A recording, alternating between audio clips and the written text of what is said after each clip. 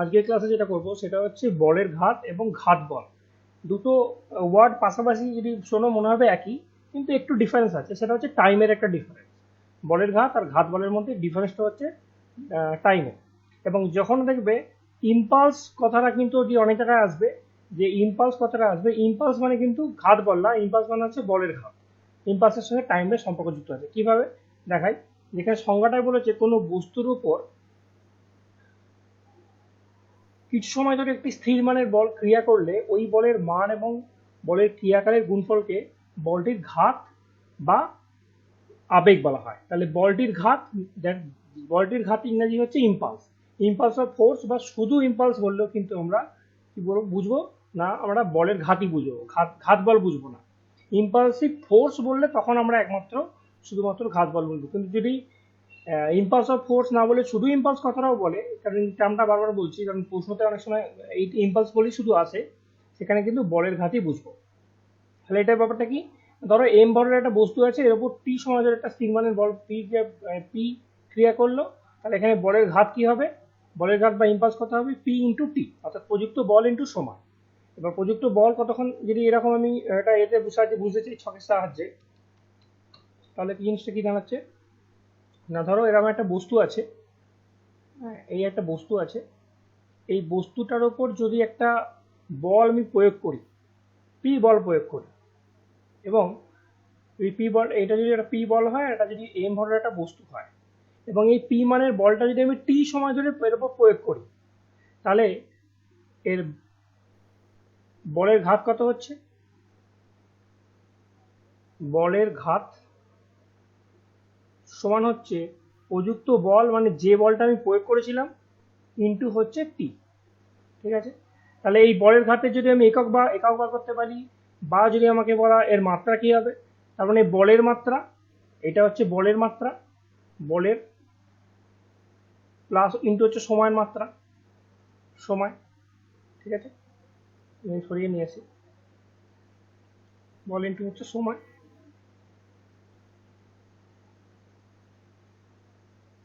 তো এটা খুব ইম্পর্টেন্টলি পড়বে। তো এর সঙ্গে দেখো ভরবেগের সম্পর্ক আছে। তাহলে বল মানে কি, sorry, P is equal to বল মানে হচ্ছে পি, তার মানে সেটা মানে হচ্ছে এম এফ। তাহলে এটা হচ্ছে এম এফ ইন্টু টি। ঠিক আছে, আবার এফ মানে কি, এফ মানে হচ্ছে মনে আছে V minus you by T, কারণ ত্বরণ মানে বলেছিলাম প্রাথমিক বেগ বেগের পরিবর্তন বাই সময়, বেগের পরিবর্তন মানে ছিল অন্তিম বেগ মাইনাস প্রাথমিক বেগ বাই সময়, এটা ইন্টু টি। তাহলে এখানে এইটি যদি কেটে যায় তাহলে কি পড়ে রইল, M V minus M U. তাহলে এটা মানে কি, এটা মানেই তো ভরবেগ, এটা মানে ভর ইন্টু বেগ, এটা মানে ভর ইন্টু বেগ, ভর ইন্টু অন্তিম বেগ, ভর ইন্টু প্রাথমিক বেগ, তার মানে ভরবেগের পরিবর্তন। তাহলে এটা সমান আমি বলতে পারি ভরবেগের পরিবর্তন, ভরবেগের পরিবর্তন, বেগের পরিবর্তন। তার মানে বলের ঘাত আর ভরবেগের পরিবর্তন কিন্তু একই। এখন আমাদের কোয়েশ্চেন থাকবে একটা, যে নিম্নের কোন দুটির একক এবং বা মাত্রা সমান, তখন দেখবে তোমার ওখানে দেওয়া থাকবে ভরবেগ এবং বলের ঘাত, বা মানে ইংরেজি থাকবে তোমার ইম্পালস, তার সঙ্গে থাকবে হচ্ছে তোমার ভরবেগের পরিবর্তন, এই দুটো পাশাপাশি থাকবে। তখন কিন্তু তোমাকে ভরবেগ আর এটা তুমি এক করে ফেললে হবে না, কিন্তু তখন তোমার আলাদা থাকবে, যেটা সেটা হচ্ছে বলের ঘাত, ইম্পালসিভ ফোর্সটা কিন্তু আলাদা, সেটা আমি বলছি। এবার ইম্পালসিভ ফোর্স কি, ইম্পালসিভ ফোর্সের সংজ্ঞাটা বলছে, যেটা আমি এখানে বললাম সেটা এখানে দেখেছি, অর্থাৎ বলের ঘাত বা বলের আবেগ সমান ভরবেগের পরিবর্তন, এই জিনিসটা এখানে দেখিয়েছে। এবার যেটা আসছে যে সেটা হচ্ছে ইম্পালসিভ ফোর্স। ইম্পালসিভ ফোর্সটা এখানে কি আছে দেখিয়ে দিচ্ছি। দেখি না, একটা বৃহৎ মানের বল খুব অল্প সময় ধরে কোনো বস্তুর উপর ক্রিয়া করলে তাকে ঘাত বল বলা হয়। মানে কি, যেমন ধরো তুমি একটা ফুটবল এখানে আছে, এই ফুটবলটাতে তুমি কিক মারলে, তুমি কি করলে, কিক মারলে, বা লাঠি দিয়ে মারলে, হকি স্টিক দিয়ে মারলে, বা বাইক যাতে করেই হোক মারলে, বলটা কি হলো, ঠিকরে চলে গেল। অর্থাৎ খুব অল্প সময়ের জন্য একটা বৃহৎ মানের বলকে তুমি এর উপর আঘাত মারলে, বা তুমি একটা পেরেকের উপর হাতুড়ি মারলে, সেখানে কি করো, একটা খুব বৃহৎ মানের বলকে অল্প সময়ের জন্য মারলে, সেখানে টিটা এত কম সময়ের জন্য যে টিটা নগণ্য, তখন আসবে না, তখন হচ্ছে কি ডাইরেক্ট এই ঘাত বলের একক হচ্ছে ডাইরেক্ট বলের এককের সঙ্গে সমান, মানে বলের ঘাত যেমন এর সঙ্গে টি ছিল, কিন্তু ঘাত বল যখন বলবো ঘাত বল তখন কি হবে, সেটা হচ্ছে পিওর বলের সঙ্গে সমান, তার সঙ্গে টি এর কোনো সম্পর্ক নেই, সেটা এখানে বলেছে। দেখি বৃহৎ মানের খুব বল যখন অল্প সময় ধরে কোনো বস্তুর উপর ক্রিয়া করে, এবং কয়েকটা দৃষ্টান্ত এখানে দিয়েছে। দৃষ্টান্তগুলো কি কি না, একটি পেরেককে যখন হাতুড়ি দিয়ে আঘাত করা হয় তখন তার উপর প্রযুক্ত বল হলো ক্ষণস্থায়ী, এবং হাতুড়ি দিয়ে পেরেক পড়ার সময় হাতুড়ি কর্তৃক প্রযুক্ত বল এটি ঘাত বল। এই ঘাত বল ক্রিয়ার জন্য পেরেকের মধ্যে একটি বলের ঘাত সৃষ্টি হয়, এই কারণে পেরেকটি দেয়ালে ঘেঁষে যায়। ফুটবল কিক করার সময় পা দিয়ে খুব জোরে আঘাত করা হয়, কিন্তু পায়ের সঙ্গে ফুটবলের স্পর্শ থেকে খুব অল্প সময়ের জন্য এক্ষেত্রে পা ঘাত বল প্রয়োগ করে এবং তারপরে ফুটবলের ঘাত সৃষ্টি হয়। অর্থাৎ এই এক্সাম্পলগুলো তুলে দিয়ে তখন তোমার যে সময় একটা কি জাতীয় ফোর্স, তখন বলতে হবে এটা ইম্পালসিভ ফোর্স বা ঘাত বল। ঠিক আছে, একইভাবে ক্রিকেট খেলায় ব্যাটসম্যান যখন বল থেকে আঘাত করে, ক্যারাম খেলার সময় স্ট্রাইকার দিয়ে যখন করে, বা কোনো লোক কিছুটা লোক যদি কিছুটা উপর থেকে ভূপৃষ্ঠের উপর লাফিয়ে পড়ে, ভূপৃষ্ঠ লোক এটা এটি ঘাত বল প্রয়োগ করে, কারণ ওই সময় কি লোকটি কারণ ওই বলের প্রভাবে লোকটিতে একটি বলের ঘাত সৃষ্টি হয় এবং অল্প সময়ের মধ্যে স্থির অবস্থা চলে আসে। ঠিক আছে, আর এক্ষেত্রে কি ছিল, কি না এর সঙ্গে বলের সঙ্গে একটা সময় জোন ছিল, এবং বলের সঙ্গে সময় গুণ থাকার ফলে সেটা ভরবেগের পরিবর্তনের সঙ্গে সমান হয়ে গেল, সেটা আমরা দেখলাম কিভাবে হলো। ঠিক আছে, যার জন্য এখানে যার জন্য আমরা ইম্পালসের ক্ষেত্রে, ইম্পালস বা বলের ঘাতের ক্ষেত্রে কি বলতে পারছি না, কোনো বস্তুর ভরবেগের পরিবর্তন বস্তুটির উপর প্রযুক্ত বলের ঘাতের সমান। ঠিক আছে, বলের ঘাতের সমান। ঠিক আছে, বল একটি ভেক্টর রাশি বলে বলের ঘাত একটি ভেক্টর রাশি ফলে এক নম্বর যে সমীকরণ এখানে বলেছে সেটা একটা ভেক্টর সমীকরণ, এটা বলেছে তাহলে বলের ঘাত একটা বলের ঘাত হচ্ছে একটা ভেক্টর রাশি, এবং একক মাত্রা কি হবে না, বলের ঘাতের একক কি হবে, বলের একক কিন্তু সময় একক। সিজিএস পদ্ধতিতে বলের একক আমরা জানি ডাইন সেকেন্ড, আর এপিএস পদ্ধতিতে পাউন্ডার সেকেন্ড, আর এমকেএস পদ্ধতি হচ্ছে এমকেএস বা এসআই পদ্ধতি নিউটন সেকেন্ড। ঠিক আছে, এবং এর মাত্রা কি হবে, এবং এইখানে দেখো এই পয়েন্টটা খুব ইম্পর্টেন্ট, সেটা হচ্ছে কোনটা, এই পয়েন্টটা ইম্পর্টেন্ট পয়েন্ট হচ্ছে সেটা হচ্ছে বলের ঘাত ও ভরবেগের একক অভিন্ন, অনুরূপভাবে বলের ঘাত ও ভরবেগের মাত্রা অভিন্ন, এবং এর মাত্রাটা কি হচ্ছে এটা। তাহলে বলের ঘাতে যদি এইটা মাত্রা হয়, তাহলে আমাকে এবার বলো তো ঘাত বলের মাত্রা কি হবে, কিভাবে মাত্রা তৈরি হচ্ছে বলো। বলের ঘাত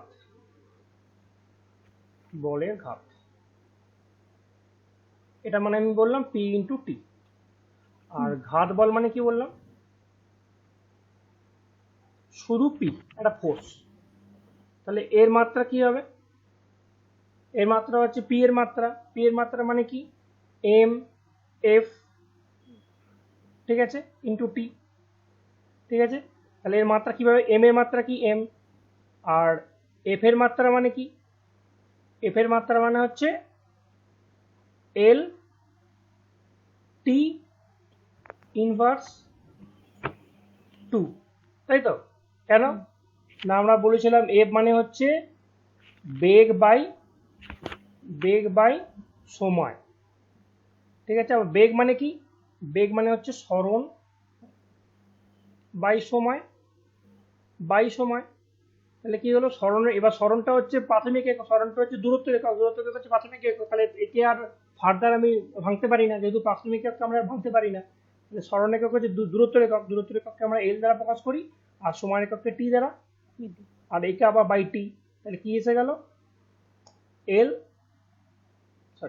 এল by T into 1 by T, যার জন্য হয়ে যাবে কি এল বাই টি ইনভার্স 2, তাই তো। তাহলে L by T inverse 2 into আবার এখানে এই টিটার জন্য একটা টি, তাহলে এটা অরিজিনালি কি হলো এম এল টি ইনভার্স 2, আর এখানে হচ্ছে +1, তাহলে এখানে হচ্ছে -2 + 1, মানে কি হলো এম এল টি ইনভার্স হয়ে গেল। তাহলে এক্ষেত্রে কি হবে, এক্ষেত্রে হচ্ছে পিওরলি বলের যেটা, মানে এই টিটা আর গুণ হবে না, শুধু পি এর যে পি এর এটা কোনটা, এই অংশ এম এফ, তাহলে সেটা কি হলো না এম এল টি ইনভার্স 2। তাহলে এই হচ্ছে এদের দুজনের মধ্যে ডিফারেন্স।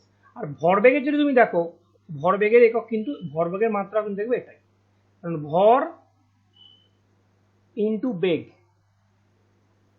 ভরের কি এম, আর বেগের কি, বেগের হচ্ছে আমরা জানি এইটা একটু আগে আমরা বেগে বার করেছি না, বেগ মানে হচ্ছে সরণ বাই সময়, তাই তো, সরণ বাই সময় মানে কি এল বাই টি, হ্যাঁ, তাহলে এখানে এল বাই টি মানে হচ্ছে সিটা ইনভার্স হয়ে যাচ্ছে, তাহলে ভর আর বেগ, ঠিক আছে। এবার দেখো, এবার এইখানে কি করে তৈরি হলো না, এই ভর বেগ এটার সঙ্গে যদি আমি সময় গুণ করি, এই সরি ভর বেগ বাই 1/t যদি দিই, তাহলে তো আমার হয়ে গেল কি ত্বরণ, তাই না, ওই জন্য এখানে বাই এখানে এটা আসছে। যাই হোক, এটুকুন বুঝলে, তাহলে এখানে বোঝা গেল। আচ্ছা, এবার দেখো পরিবর্তনশীল বলের ঘাত। মনে করি কোনো বস্তুর উপর কিছু সময় ধরে কোনো পরিবর্তনশীল বল ক্রিয়া করছে, এক্ষেত্রে বলের ঘাত নির্ণয় করার জন্য ওই সময়কে অসংখ্য ক্ষুদ্র অবস্থায় ভাগ করে নেওয়া হয়, এবং সময়ের ওই অবকাশগুলো খুব ক্ষুদ্র হওয়ার জন্য আমরা ধরে নিতে পারি প্রতিটি সময় অবকাশের জন্য ক্রিয়াশীল বল ধ্রুবক থাকে। মানে এটা কিছুই না, এটা হচ্ছে যারা একটু হায়ার স্টাডি করবে তাদের জন্য একটা ডেরিভেটিভ দিয়ে অঙ্ক আসে, মানে ওই ক্যালকুলাস দিয়ে, যে ধরো এখানে আমরা একটা বলেছিলাম কি না, আমরা যখন সূত্রটা পড়ি তখন বলেছিলাম তার উপর একটা স্থির মানের বল প্রয়োগ করেছিলাম। দেখো সূত্রটা যখন পড়ি তখন খুব ভালোভাবে খেয়াল করে দেখো, যের উপর একটা স্থির মানের বলের কথা বলা হয়েছিল। দেখো কোনো বস্তুর উপর কিছু সময় ধরে একটি স্থির মানের বল ক্রিয়া করলে, এবার যদি স্থির মানের বল না হয়ে এই যে পিটার কথা আমি বলেছিলাম তখন এটা ছিল স্থির মান, মানে কি, মানে ধরো এর উপর আমি 5 নিউটন বলই যদি দিই তাহলে তার কি রকম পরিবর্তন হবে, হ্যাঁ, তাহলে তার 5 নিউটন বল ইন্টু কতটা সময় দিচ্ছি সেটা বল, 5 নিউটন ইন্টু হচ্ছে ধরো আমি 5 নিউটনের বল দিচ্ছি আর 10 সেকেন্ডের জন্য দিচ্ছি, তাহলে আমি বলে দিলাম যে 50 এত একটা ইউনিট হলো, এত নিউটন সেকেন্ড এনএস, ঠিক আছে। কিন্তু যদি এরকম না হয়, স্থির মানের বল না হয়, যে কখনো দিলাম 5 নিউটন, তারপরেই পরিবর্তন করে 5টাকে আমি 15 করে দিলাম, আরেকবার আমি এটাকে 150 নিউটন করে দিলাম, তারপর আবার 3 নিউটন করে দিলাম, যদি পরিবর্তনশীল করি, খুব অল্প সময়ের ব্যবধানে যদি আমি পরিবর্তনশীল করি, সেক্ষেত্রে কিভাবে মেজার করতে হবে, তখন একটা ওই ক্যালকুলাস দিয়ে করতে হয়, সেটা আমাদের লাগবে না, মানে সেটা আমাদের তখন এই দেখো টি থেকে 0, এটা ক্যালকুলাস যারা উচ্চ সায়েন্স নিয়ে পড়ে তারা জানে, তো এই ক্ষেত্রে আমাদের এটা লাগবে না, পরিবর্তনশীল বলের ঘাত ক্ষেত্রে আমাদের লাগবে না, এটা আমাদের সিলেবাসের বাইরে চলে গেছে, এই জন্য আমরা এটা পড়বো না, ঠিক আছে। আমরা এখানে ঘাত বলটা পড়ে ফেললাম, এবার আমরা চলে যাই বলের ঘাত এবং ঘাত বলের মধ্যে পার্থক্য অলরেডি বলেছি না। ঘাত বল একটি কি, ঘাত বল মানে হচ্ছে এইটা, ঘাত বল ইম্পালসিভ ফোর্স, ঘাত বল বা ইম্পালসিভ ফোর্স কি, এটা একটা খুব ক্ষণস্থায়ী বল এবং বৃহৎ মানের বল। কিন্তু বলের ঘাত হচ্ছে কি না, বল এবং বলের ক্রিয়াকালের গুণফল, যেটা আমরা পড়লাম, এবং এই দুটো হচ্ছে পৃথক রাশি, ঠিক আছে, দুটো হচ্ছে পৃথক ভৌত রাশি। দুটো পৃথক ভৌত রাশি কেন না, দুটোকে আলাদা আলাদাভাবে মেজার করতে হয়, দুটোর মাত্রাও আলাদা, একক আলাদা, যদি মাত্রা এবং আলাদা হয় তাহলে তার ভৌত রাশি অবশ্যই আলাদা হবে। এবার হচ্ছে কি না, ঘাত বলের একক এবং বলের একক একই, একটু আগে আমরা বললাম যে ঘাত বলের একক আর বলের একক এক, যেটা আমি এখানে বললাম যে ঘাত বলের একক পি এর মান যেটা, সেটাই হচ্ছে বলের মান। আর অপরদিকে বলের ঘাত ইম্পালস যেটা বললাম তার সঙ্গে কি ভরবেগ হচ্ছে অভিন্ন, তাহলে বলের মাত্রা হচ্ছে এটা আর বলের ঘাতের মাত্রা হচ্ছে এটা, দুটো আমি একটু আগে দেখিয়ে দিলাম। আচ্ছা, ঘাত বল কি ঘাতের সৃষ্টি করে, আর ঘাত বল যত বেশি হবে বলের ঘাত যত বেশি হবে, সেটা বলা যেতে পারে ঘাত বল কারণ হলে বলের ঘাত হচ্ছে তার ফল, এটা রিজাল্ট, এটা হচ্ছে তার রেজাল্ট, একটা রিজন একটা রেজাল্ট। আচ্ছা, ঘাত বলের কি কোনো বস্তু অল্প সময়ের জন্য বৃহত্তর লাভ করে, তাহলে এইখানে যদি আমি কোনো বস্তুর উপর, এইটা হচ্ছে মেন 4 নম্বর পয়েন্টটা মেন ইম্পর্টেন্ট, 4 নম্বরটা শুধু নয়, একটা হচ্ছে এদের এই দুটো পয়েন্ট খুব ইম্পর্টেন্ট, সেটা হচ্ছে এদের এককটা এবং মাত্রাটা কার সঙ্গে, কোনটার সঙ্গে মাত্রাটা সমান, মাত্রাটা হচ্ছে ভরবেগের সঙ্গে ঘাত বলের, না না বলের ঘাতের, এটা মনে রাখা খুব কঠিন হয়ে পড়ে। আরেকবার ভালো করে বলে দিচ্ছি, এইটা কিন্তু খুব পরীক্ষাতে আসবে এবং খুব গুলিয়ে যাবে, এবং 1 নম্বরের থেকে বাদ চলে যাবে যদি গুলিয়ে যায়। বলের ঘাত এর সঙ্গে কে সমান, ভরবেগ, ঠিক আছে, এবং বলের ঘাত থেকে কি বলা হয় ইংরেজি, ইম্পালস। আর ঘাত বল মানে অ্যাকচুয়ালি শেষে যদি ঘাত বল থাকে তাহলে বুঝতে হবে সেটা অ্যাকচুয়ালি বলই, অন্য কিছু নয়, এটা বৃহৎ মানের বল খুব অল্প সময়ের জন্য ক্রিয়া করে, সেটা হচ্ছে ঘাত বল, যেটা ঘাত সৃষ্টি করে। আর বলের ঘাত কি না, বল বৃহৎ মানের হোক অল্প মানের হোক তার সঙ্গে কিছুটা সময় জুড়ে যদি একটা স্থির মানের বল প্রয়োগ করা হয় তখন সেটা বলের ঘাত তৈরি হয় এবং সেটা ভরবেগের সময়টাতে থাকবে। এটাই হচ্ছে মেন ইম্পর্টেন্ট। এবং এর জন্য কিন্তু এটা হচ্ছে এম এল টি একটা ইনভার্স। কেন না ভরবেগের পরিবর্তনের সঙ্গে এসে যাচ্ছে একটা সময় এসে যাচ্ছে বলে, ঠিক আছে। সময়ের জন্য এখানে টি ইনভার্স 2 হতো, কিন্তু একটা টি এই যে সময়টা আসছে বলে এই টিটা পজিটিভ টিটা এইখানে এই টিটাকে খেয়ে নিচ্ছে একটা, ঠিক আছে, হয়ে গেল। আর একটা জিনিস হবে কি না ঘাত বলের ফলে কি হবে, বলের ঘাতের জন্য অল্প সময়ের জন্য এর ফলে বৃহৎ ত্বরণ লাভ করে, আর বলের ঘাতের জন্য কি হবে ভরবেগের পরিবর্তন হয়। একটার জন্য বড় ত্বরণের সৃষ্টি হয়, একটার জন্য ঘাত, একটা হচ্ছে ভরবেগের পরিবর্তন। এই দুটো পয়েন্ট মনে রাখলেই আমাদের পাশাপাশি দুটো শেষ, ব্যাস হয়ে গেল। এখানে আর কিছু নেই, আর এই অঙ্কগুলো কিছু করার প্রয়োজন নেই, ঠিক আছে। এবার আমরা চলে আসবো থার্ড লতে, নিউটনের থার্ড লতে আমরা চলে আসবো। থার্ড লতে আমরা অলরেডি জানি প্রত্যেক ক্রিয়ার সমান এবং বিপরীতমুখী প্রতিক্রিয়া আছে, কিন্তু একটা জিনিস বুঝতে হবে কি না প্রকৃতিতে প্রতিক্রিয়া বলটি শুধু নেই। যদি বলি শুধু প্রতিক্রিয়া বল কিন্তু হয় না। এর বলেছে প্রকৃতিতে একটিমাত্র বিচ্ছিন্ন বলের কোনো অস্তিত্ব নেই, মানে শুধু প্রতিক্রিয়া বল কিন্তু হয় না, অর্থাৎ ক্রিয়া না হলে প্রতিক্রিয়া বল কিন্তু উৎপন্ন হয় না, শুধু প্রতিক্রিয়া বল কিন্তু হয় না, ঠিক আছে। এবং এই কত রকমের বল হয়, বিভিন্ন প্রকারের ক্রিয়া প্রতিক্রিয়া কত রকম বল হয়, একটা হচ্ছে ঘাত, একটা হচ্ছে টান, ঠিক আছে, একটা হচ্ছে ধাক্কা, একটা হচ্ছে সংঘর্ষ, একটা হচ্ছে আকর্ষণ, আরো একটা আছে সেটা হচ্ছে বিকর্ষণ এবং ঘর্ষণ, ঘর্ষণ মানে ফ্রিকশন, ঠিক আছে। এবার আমাদের যেটা বুঝতে হবে যে different types of action reaction বল। ঘাত কোনটাকে বলছে, নিশ্চয়ই ঘাত মানের জন্য কোনটাকে বলছে সেটা হচ্ছে ঘাত বল প্রয়োগ করলে হয়। তাহলে দেখা যাক এই ঘাত বলটা কখন উৎপন্ন হয়, এটা আমাদের 10 মিনিটের মধ্যে রিভিউ করে নেবো। ঘাতটা কি, অনেক সময় মনে হতে পারে যে সংঘর্ষ আর ধাক্কার মধ্যে কি ডিফারেন্স, দুটো তো একই, এটা মনে হতে পারে। বা এখানে এটাও মনে হতে হবে টান আর ঘাত একই তো জিনিস, এরকম নয়, একটু ডিফারেন্স আছে, সেটা আমি খালি বলে দেবো। কি না এটা কাঠের ব্লককে টেবিলের উপর রাখা আছে, এক্ষেত্রে কি হয় নিজের ওজনের সঙ্গে ব্লকটি টেবিলের উপর নিম্নমুখী বল প্রয়োগ করে। হ্যাঁ, একই সঙ্গে টেবিল ও কাঠের ব্লকের উপর সমান এবং ঊর্ধ্বমুখী বল প্রয়োগ করে। কাঠের ব্লকের দ্বারা প্রযুক্ত নিম্নমুখী বলকে ক্রিয়া বলের, টেবিল দ্বারা ঊর্ধ্বমুখী বলটির প্রতিক্রিয়া বলা, এই ধরনের ক্রিয়া প্রতিক্রিয়া বলা আছে ঘাত বল, ঠিক আছে। ঘাত কোনটাকে বলছে আমি জাস্ট এখানে ছবি দিয়ে বুঝিয়ে দিই, তাহলে অত বেশি পড়তে হবে না। ধরো এটা একটা টেবিল এবং এই টেবিলের উপর একটা ব্লক রাখা আছে, ঠিক আছে, একটা ব্লক, কাঠের একটা ব্লক ধরো রাখা আছে, ঠিক আছে, কাঠের একটা ব্লকে রাখা আছে, রাখা আছে। এবার কি হবে, তাহলে এই টেবিল এবং এর ভর যদি হয় এম, তাহলে এ কি করবে, এই ব্লকের উপর একটা বল প্রয়োগ করবে। কেন প্রয়োগ করবে, বিকজ ওজন, এবং ওজন সেই বলটার কত মান হবে, এম ইন্টু, বলো কত হবে, এম, এই এর উপর টেবিলের উপর যে বলটা দেবে সেই বলটার মান কত হবে, এর যদি ভর হয় এম, বলের মানটা কত হবে, এমএলটি ওটা না এম জি। কারণ বল মানে কি, বল মানে হচ্ছে পি, যেটাকে আমরা ইজিক্যাল টু এম এফ, এটা আমরা জানি।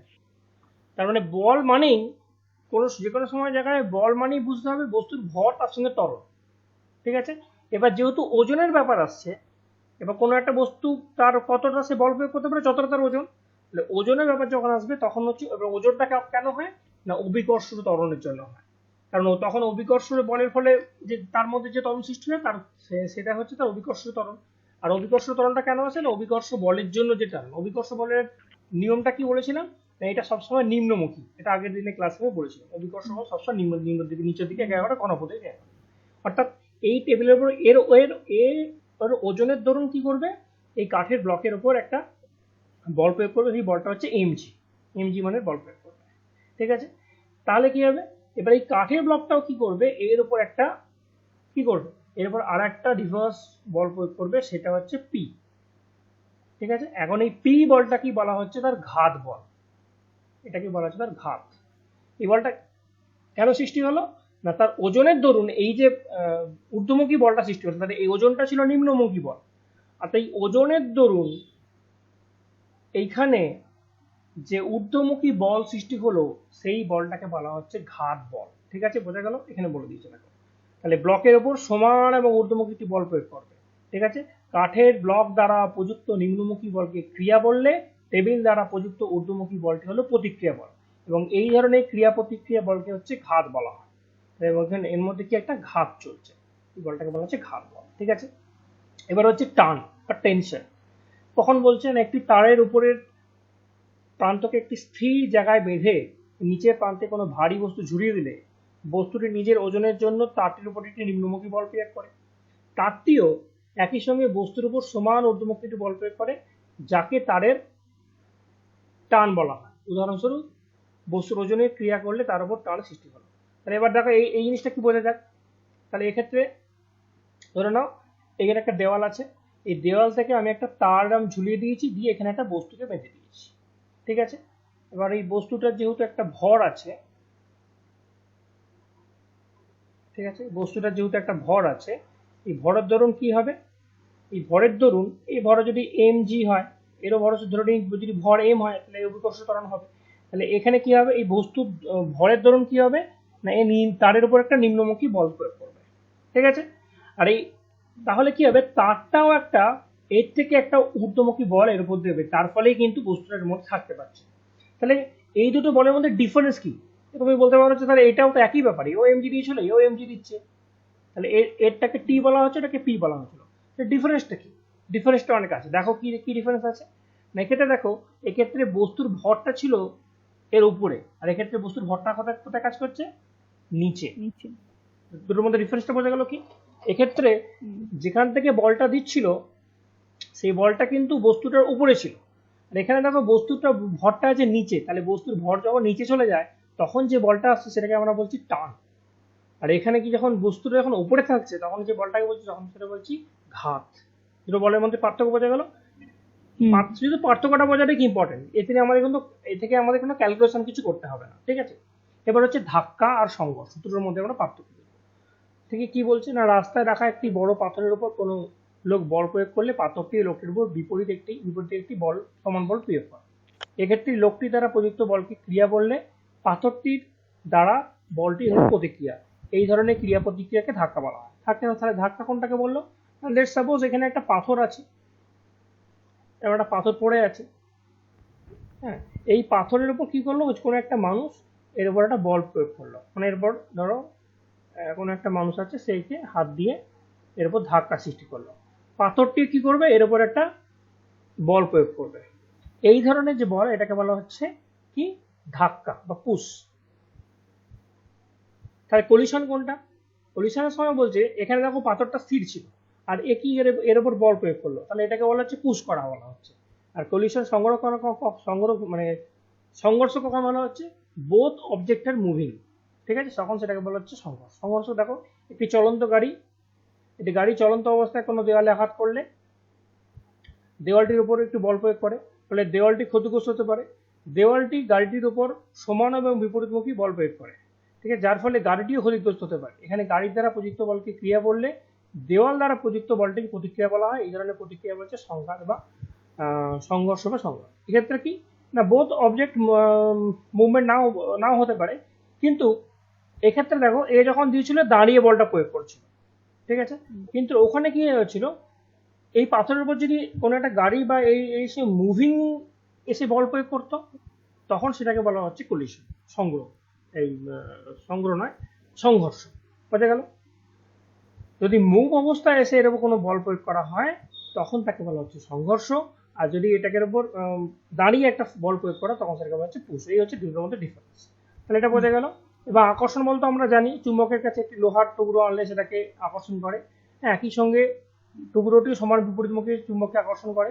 ঠিক আছে, এই দুটি বলের যে কোনো একটিকে আকর্ষণ বলা হলে অন্যটি হলো প্রতিক্রিয়া। এই ধরনের ক্রিয়া প্রতিক্রিয়া পরস্পর আকর্ষণ বলে। আকর্ষণের সঙ্গে সঙ্গে নিশ্চয়ই এটা বুঝতে পারছো বিকর্ষণ কোনটা, যেটা ধরো দুটো একই মেরু পরস্পর কাছে আনলে যেটা আকর্ষণ হবে, দুটো বিপরীত বল নিয়ে গেলে আকর্ষণ হবে, যদি একই মেরু নিয়ে গেলে বিকর্ষণ হবে। তাহলে আকর্ষণ বলটা বোঝার কিছু ব্যাপার না।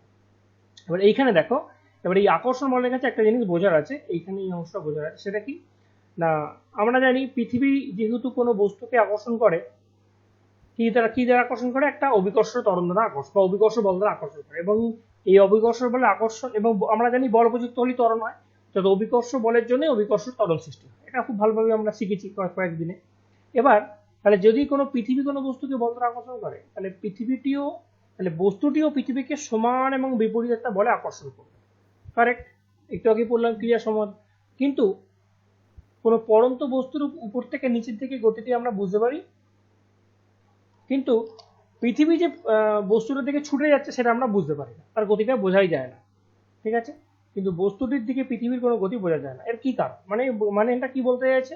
মানে ধরো এটা হচ্ছে একটা বৃহৎ বড় পৃথিবী, এই হচ্ছে আমাদের বৃহৎ মানে একটা পৃথিবী এখানে আছে। ঠিক আছে? পৃথিবী এখানে কাজ করছে। পৃথিবীটাকে আমি পৃথিবীটা যত নীল লাগায় তার থেকে নীল করে দিলাম। ঠিক আছে? এবার ধরে নাও এই পৃথিবী পৃষ্ঠের ওপর একটা বস্তু আছে। ধরো এই পৃষ্ঠ থেকে আমি একটুখানি একটা বাড়ি এখানে কেউ করেছে, বাড়ির ছাদ দেখে কেউ একটা কোনো একটা মানুষ লাভ মারবে। ঠিক আছে? এই ধরনের উপর লাভ মারতে যাচ্ছে। তাহলে পৃথিবীকে অভিকর্ষণ তার কেন্দ্রে থাকা ধরুন একটা অভিকর্ষ বল দ্বারা আকর্ষণ করবে, এটা আমরা জানি। এখানে একটা অভিকর্ষ বল দ্বারা টানবে, নিচের দিকে টানবে। একইভাবে এই বস্তুটিও পৃথিবীকে একটা সমান এবং বিপরীতমুখী বল দ্বারা টানবে। তাহলে আমরা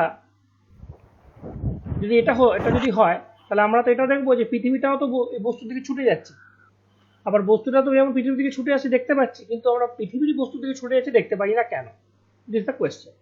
এটা এখানে বলতে চাইছে যে বস্তুটিও পৃথিবীকে সমান বিপরীতমুখে একই সঙ্গে আকর্ষণ করে, কিন্তু পরন্ত বস্তুর ওপর থেকে নিচের দিকে গতিটি আমরা বুঝতে পারি, অর্থাৎ ভূপৃষ্ঠের দিকে বস্তুটি বোঝা যায়, কিন্তু কোনটা বোঝা যায় না? বস্তুটির দিকে পৃথিবীর কোনো গতি বোঝা যায় না। এর কি কারণ? এই কারণটা এখানে খুব সুন্দরভাবে ব্যাখ্যা করা আছে, সেটা কি আমি একটু বলে দিচ্ছি। আমি এটাকে জাস্ট এই অংশটুকু ওখানে নিয়ে যাই, তাহলে আমার সুবিধা হবে বোঝাতে।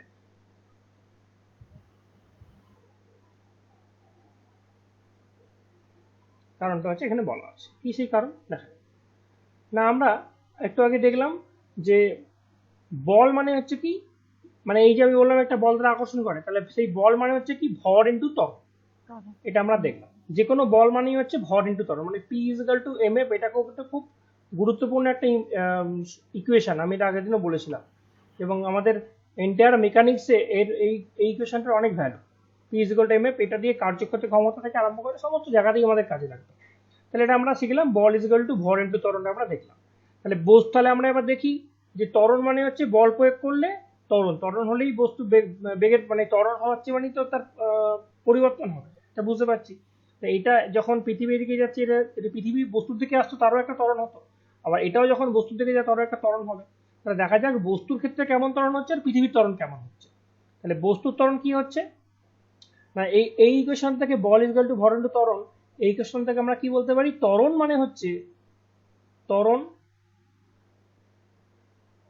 মানে হচ্ছে বল বাই ভর বলতে পারি এই ইকুয়েশন থেকে বলা যেতে পারে। কারণ এই ত্বরণটাকে এখানে রেখে দিলাম আর ভরটাকে যদি নিচে পাঠিয়ে দিই, এই ভরটাকে নিচে পাঠিয়ে দিই, ত্বরণ ইজ ইকুয়াল টু বল বাই ভর, এটা আমরা বলতে পারছি। তাহলে বস্তুর ত্বরণ কি না, পৃথিবী যে বল দ্বারা আকর্ষণ করে বাই বস্তুর ভর। আর পৃথিবী ত্বরণ কি? বস্তুর আকর্ষণ বল, মানে বস্তু যে বল দ্বারা আকর্ষণ করছে, আর পৃথিবীর ভর। তাহলে দেখা যাবে পৃথিবীর আকর্ষণ বল আর বস্তুর বলের আকর্ষণ বল এই দুটো কিন্তু সমান বল, কারণ পৃথিবী যে বল দ্বারা আকর্ষণ করে বস্তু সেই একই বল দ্বারা পৃথিবীকে আকর্ষণ করে, কারণ এক্ষেত্রে ক্রিয়া প্রতিক্রিয়া বল যেহেতু সমান আমরা পড়েছি। তা এই বলটাও যা, পৃথিবীর আকর্ষণ বলটাও যা, আর বস্তুর আকর্ষণ বলটাও তাই। কিন্তু ডিফারেন্সটা কোথায়? ডিফারেন্সটা হচ্ছে বস্তুর ভর আর পৃথিবীর ভর, এইখানে ডিফারেন্স। তাহলে দেখা যাক কিভাবে এই ডিফারেন্সের জন্য এই ত্বরণের মানটা কম বেশি হয়, দেখা যাক। তাহলে সেটাই আমরা দেখবো এখানে। কিভাবে দেখবো? লেটস সাপোজ এটা একটা কেক, মুছে দিই তাহলে সুবিধা হবে। তো এখানেই করি, তাহলে এটা ওটা পাশাপাশি থাক। লেটস সাপোজ এটা একটা কেক, ঠিক আছে? এখন এই কেকটাকে যদি আমি 4টে ভাগে ভাগ করি, তাহলে এটা কত হলো? 1/4। ঠিক আছে? আচ্ছা, যদি আমি কেকটাকে এবার এই সেম মানে একটা কেক, যদি এটাকে আমি 12টা ভাগে ভাগ করি বা 1-এর অধিক ভাগ করি,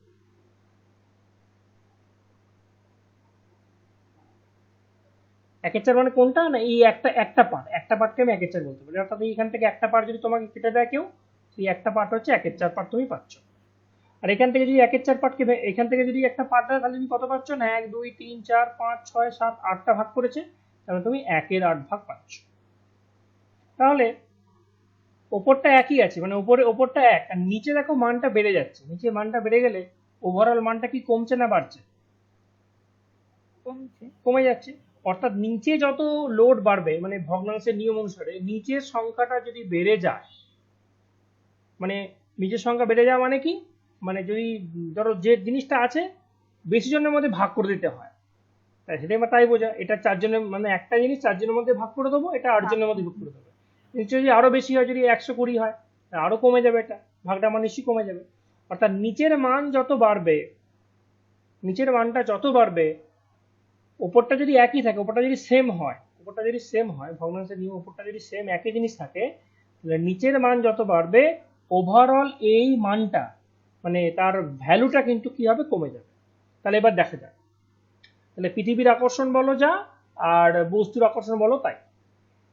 কিন্তু একটা বস্তুর ভর ধরে নাও ম্যাক্সিমাম হতে পারে 50 কেজি থেকে 100 কেজি, ধরে নিলাম 100 কেজির একটা বস্তু। হোয়ারাস পৃথিবীর ভর কত, কয়েকশো কোটি। তাহলে বস্তুর ত্বরণ আর পৃথিবীর ত্বরণের মধ্যে কার ত্বরণ বেশি হবে? অবশ্যই বস্তুর ত্বরণ। তাহলে আর পৃথিবীর ত্বরণ খুবই নগণ্য হবে, এর মানটা এত বেশি যে এটা একটা একদম পয়েন্ট দিয়ে, মানে একটা পয়েন্টের পর 1000 গুণ জিরো দিয়ে, তবে এর ত্বরণটা এত কম, মানে বস্তুর দিকে পৃথিবীর ত্বরণটা এতই কম যেটা যে সেটা আমরা উপেক্ষাই করতে পারি, সেটা আমরা চোখেই পড়ে না। হোয়ারাস বস্তুর ভরটা যেহেতু নগণ্য, তাহলে বস্তুর ত্বরণটা পৃথিবীর দিকে এত পরিমাণ বেশি সেটা আমাদের চোখে পড়ে। দ্যাট ইজ দ্য রিজন যে আমরা বস্তুর ত্বরণটাকে, মানে ত্বরণ মানে হচ্ছে তার অবস্থার পরিবর্তন, ভরবেগটা পরিবর্তন হচ্ছে, সেই পরিবর্তনটা আমরা বুঝতে পারছি, হোয়ারাস পৃথিবীর ত্বরণটা আমরা কিন্তু চোখে পড়ছে না। It is the main difference, ঠিক আছে? এবং এখানে সেটাই বলা আছে। তাহলে নিউটনের গতির তৃতীয় সূত্র অনুসারে আকর্ষণ বল দুটি সমানে বিপরীত, কিন্তু বস্তুর ভরের তুলনায় পৃথিবীর ভর বহুগুণ বেশি, তাই বস্তুর ত্বরণের তুলনায় পৃথিবীর ত্বরণ অত্যন্ত কম। পৃথিবীর ত্বরণ খুবই নগণ্য হয়, বস্তু থেকে পৃথিবীর গতি বোঝা যায় না। তাহলে এই পয়েন্টটা আমরা ক্লিয়ার হয়ে গেল, ঠিক আছে? এবার বিকর্ষণটা কি সেটা আমরা অলরেডি বুঝেছি। আর হচ্ছে ফ্রিকশন। ফ্রিকশন কোনটা না, একটি তলের উপর রাখা কোনো বস্তুকে তল বরাবর সরানোর চেষ্টা করা হচ্ছে, ঠিক আছে? অথবা মনে করি একটি তলের সংস্পর্শে অন্য কোনো বস্তু গতিশীল, তাহলে এই দুটি ক্ষেত্রেই তলটিও বস্তুর গতির চেষ্টার বিরুদ্ধে বা গতির বিরুদ্ধে যে বল প্রয়োগ করবে, তখন সেই বলটাকে বলা হচ্ছে ফ্রিকশন বল। অর্থাৎ কি রকম, ধরো এবার এটা মুছে দিই, এটা তো হয়ে গেল। অর্থাৎ ধরো এই একটা বস্তু আছে, আর একটা অন্য কালারের বস্তু নেই, এই একটা বস্তু আছে। এখন এই বস্তুটাকে যদি এই তলের ওপর দিয়ে আমি চালনা করতে চাই, তাহলে এই তলটা এর উপর একটা কি করবে, এর উপর একটা বল প্রয়োগ করবে। কখন, কার বিরুদ্ধে না, গতির চেষ্টার বিরুদ্ধে, অথবা এর গতি যখন হবে তখন। এবং এই গতির চেষ্টার বিরুদ্ধে কি আর গতির বিরুদ্ধে কি, দুটো বল আলাদা, একটা স্থিত ঘর্ষণ, একটা চল ঘর্ষণ। সেটা আমরা ঘর্ষণ চ্যাপ্টারে দেখবো, যে যখন গতির চেষ্টার বিরুদ্ধে যখন যেটা করছে সেটাকে বলা হচ্ছে তা স্থিত ঘর্ষণ, আর যখন গতি শুরু হয়ে যাচ্ছে তখন সেটাকে বলা হচ্ছে চল ঘর্ষণ, ঠিক আছে? সেটা আমরা ঘর্ষণ চ্যাপ্টারে ভালো করে দেখবো। চেষ্টার বিরুদ্ধে মানে কি, যতক্ষণ না এর উপর বল প্রয়োগ করছো, আনটিল আর আনলেস সেটা মুভ করছে, ততক্ষণ সেটা হচ্ছে তার চেষ্টার বিরুদ্ধে। আর যেমনি সেটা মুভ করা শুরু করলো, তখন সেটা তার ঘর্ষণের বিরুদ্ধে হয়, তখন তার চলনের বিরুদ্ধে হয়। এটা তার ডিফারেন্স, সেটা আমরা ওই ক্লাসে দেখব, ঠিক আছে? এটা হচ্ছে ফ্রিকশন ফোর্স, ঠিক আছে? আর এবার হচ্ছে স্পর্শজনিত বল আর ক্ষেত্রজনিত বল। এবার দু রকম বল আছে, একটা হচ্ছে স্পর্শজনিত বল, একটা ক্ষেত্রজনিত বল। এই দুটো খুব ইম্পর্টেন্ট। স্পর্শজনিত বল, ক্ষেত্রজনিত বল মানে কি, মানে হচ্ছে যেমন ধরো এখানে একটা বস্তু আছে, আর বস্তু ছবি আঁকার দরকার নেই, এখানে অলরেডি একটা ছবি আছে। ধরো এই যে বস্তুটা আছে, একে যদি মুভ করতে চাই, একে যদি আমি সরাতে চাই, তাহলে কি হবে, এর উপর একটা বল আমার প্রয়োগ করতে হবে, তবেই কি হবে, এই বস্তুটাকে মুভ করাতে পারবো, নাহলে কিন্তু বস্তুটা মুভ করবে না। অর্থাৎ এটা এর উপর একে স্পর্শ করে আমাকে একটা বল প্রয়োগ করতে হবে, তবে বলটা সরবে, এটাকে বলা হচ্ছে স্পর্শজনিত বল। কিন্তু যদি এটা একটা চুম্বক পদার্থ হতো, তাহলে, এবং আমি এইখানে, মানে ধরো একটা লোহা, আর আমি তাহলে এইখানে যদি একটা চুম্বক নিয়ে আসি, তাহলে দেখো এটা আমি টাচ না করলেও এই বলটা কি, এইটা কি হচ্ছে এর দিকে এগিয়ে আসছে, তাই তো? কি করে সম্ভব হচ্ছে না, এটা হচ্ছে ক্ষেত্রজনিত বল। অর্থাৎ এই চুম্বকটা যখন আসছে তখন এর এইখানে একটা ক্ষেত্র তৈরি করছে, চুম্বক ক্ষেত্র, সে এই ক্ষেত্রের মধ্যে থাকা যে কোনো বস্তুকে আকর্ষণ করবে, এটাকে বলা হচ্ছে ক্ষেত্রজনিত বল। আর যখন এর উপর ডাইরেক্টলি আমি টাচ করতে পারছি তখন সেটাকে বলা হচ্ছে স্পর্শজনিত বল। This is the difference. এখানে বলা আছে দৃষ্টান্তগুলি বিশ্লেষণ করলে দেখা যায় দুটি বস্তু পরস্পর সংস্পর্শে এলে ঘাত, টান, ধাক্কা, সংঘাত, ঘর্ষণ ইত্যাদি বলগুলো ক্রিয়াশীল হতে পারে। এগুলি হচ্ছে কি স্পর্শজনিত বল বা কন্ট্যাক্ট ফোর্স, যেটা আমরা এতক্ষণ ধরে আলোচনা করলাম। This are the all are the হচ্ছে কন্ট্যাক্ট ফোর্স। মানে কি, দেখলাম যখন ঘর্ষণ হচ্ছে একটা সারফেস আর একটা তার সারফেসের কন্ট্যাক্টে আসছে, যখন কোনটা হচ্ছে, যখন কলিশন হচ্ছে বা সংঘর্ষ, তখন একটা বস্তু আর একটা সঙ্গে সংস্পর্শে আসছে। কিন্তু আমরা এখানে যে আকর্ষণ বা বিকর্ষণ বা যে ক্রিয়া করলাম সেখানে কিন্তু আমাদের কন্ট্যাক্ট আসতে হয় না, ঠিক আছে? এবং এগুলো কেবল কন্ট্যাক্ট বল। অপরদিকে দুটি বস্তু যখন পরস্পর সংস্পর্শে না এলেও আকর্ষণ বা বিকর্ষণ বলগুলি ক্রিয়া করে, এগুলো হলো ক্ষেত্র বল বা ক্ষেত্রজনিত বল বা ফিল্ড ফোর্স, অর্থাৎ ওই ফিল্ডের মধ্যে থাকবে। উদাহরণস্বরূপ একটি চুম্বকের কোনো স্থানে রাখা হলে সব দিকে একটি বল ক্ষেত্র বা ফোর্স ফিল্ড উৎপন্ন করে এবং ওই বল ক্ষেত্রে কোনো লোহার টুকরোকে রাখা মাত্র আকর্ষণ ক্রিয়া করে। আকর্ষণ বা বিকর্ষণ বোঝানো হচ্ছে তোমার হচ্ছে কি ফোর্স ফিল্ড। তাহলে তোমাকে আমি যদি জিজ্ঞেস করি এরকম আরো একটি ফোর্স ফিল্ডের নাম আমাকে বলো তো, তুমি কি আমাকে উদাহরণ দিতে পারবে? যেখানে তো আমি যে দেখালাম যে তুমি ঘাত, টান থেকে আরম্ভ করে এখানে তোমাকে আমি দেখালাম সংঘর্ষ, পুশ, এগুলো সবই দেখালাম আমি তোমাকে হচ্ছে কন্ট্যাক্ট ফোর্স। আমি তোমাকে এটাও দেখালাম আকর্ষণ বা বিকর্ষণ বল হচ্ছে কি ক্ষেত্রজনিত বল, আর এটাও আমি দেখালাম তোমার কন্ট্যাক্ট ফোর্স। তাহলে আমি তোমাকে আরো একটা উদাহরণ দিতে বলবো যেটা হচ্ছে ক্ষেত্রজনিত বল। বলো তো কোনটা? এর মধ্যে আরো একটা ক্ষেত্রজনিত বল কোনটা পারবে? সেটা হচ্ছে মহাকর্ষ বল। মহাকর্ষ বা গ্র্যাভিটেশনাল ফোর্স সেটা বলছি। অর্থাৎ পৃথিবীতে তুমি যদি একটু অনেকটা দূরেও থাকো, পৃথিবী তোমাকে কিন্তু একটা বল দ্বারা আকর্ষণ করছে, ঠিক আছে? তাহলে এটা বা পৃথিবীর মধ্যে থেকে এই পৃষ্ঠতল থেকে একটা নির্দিষ্ট ক্ষেত্র পর্যন্ত, যদি আমরা যখন এরোপ্লেন উঠছে বা যাই উঠছে, একটা নির্দিষ্ট ক্ষেত্র পর্যন্ত পৃথিবীর মধ্যে একটা মহাকর্ষ বলটা কাজ করে। নট মহাকর্ষ, সেটা অভিকর্ষজ বল। মহাকর্ষটা আলাদা, ডিফারেন্স জিনিস, মহাকর্ষটা আলাদা, অভিকর্ষজ বলটা তাহলে আলাদা আলাদা। মহাকর্ষ আর অভিকর্ষের মধ্যে ডিফারেন্স কি সেটা আমি ওই মহাকর্ষ চ্যাপ্টারে বুঝিয়ে দেবো। অর্থাৎ অভিকর্ষজ বল বা গ্র্যাভিটেশনাল ফোর্স যেটাকে বলা হচ্ছে, ঠিক আছে? তো গ্র্যাভিটেশনাল ফোর্সটাও হচ্ছে বা অভিকর্ষজ বল যেটা, সেটাও কিন্তু একটা কন্ট্যাক্ট ফোর্স নয়। সেটা কি ফোর্স? সেটা হচ্ছে একটা ফিল্ড ফোর্স। বোঝা গেল? তাহলে এইগুলো হচ্ছে ডিফারেন্স। তা তোমাকে কিন্তু যখন পরীক্ষার সময় কিন্তু এরকম দিতে পারে যে নিম্নের মধ্যে কোনটি একটা